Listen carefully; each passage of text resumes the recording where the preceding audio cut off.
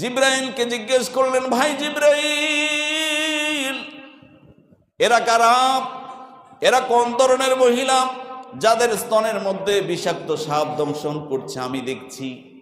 জিব্রাইল এবার বলল, যে সকল মহিলারা নিজের সন্তানকে দুধ পান করায় নাই, নিজের সৌন্দর্য নষ্ট হবে, নিজের যৌবনকে ধরে রাখার জন্য যারা নিজেদের বাচ্চাদেরকে দুধ পান করায় নাই, এরা হচ্ছে ওই সকল মহিলা।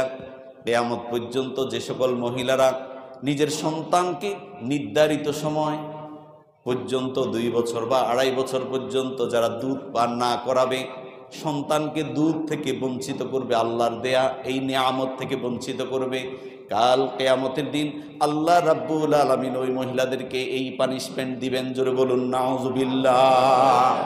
মা বোনদেরকে বলবেন, অনেক মা বোন আছে মডার্ন, আল্ট্রা মডার্ন আমরা বলি, এখন বাচ্চাদেরকে দুধ খাওয়াইতে চায় না, পিডার খাওয়ায়। এই জন্য মাদের প্রতি বাচ্চাদের মহব্বত কম না বেশি? অনেক কম। ওই যে দুধ খাওয়ায় না যে। আর আমাদের মারা আমাদেরকে, যাদেরকে এই যে আপনারা যারা এখন বুড়ো হয়েছে, আগে তো এগুলো পিডার নাম কিচ্ছু ছিল না। কিসের বাজারের পিডার আর মিডার, দোকানের দুধ, এগুলো কেউ জানতো? আমাদের মারা, চাচিরা, খালারা জানতো না। এই জন্য আমাদের মায়েদের প্রতি মহব্বত কম না বেশি? বেশি, অনেক বেশি। আমি একদিন আসার পরে একটা রমজানে এরকম মায়ের কথা বলছিলাম, আরো 1-2 জন মুসল্লি ভাই বলছে, হুজুর যদি রাতের 2টা হোক 3টা হোক যদি শুনি আমার মা অসুস্থ হয়েছে, হুজুর আমি এই অবস্থায় দৌড় দিব। সুবহানাল্লাহ বলে, সুবহানাল্লাহ। এরা দুধ পান করাইছে, মায়ের প্রতি মহব্বত সৃষ্টি হয়েছে।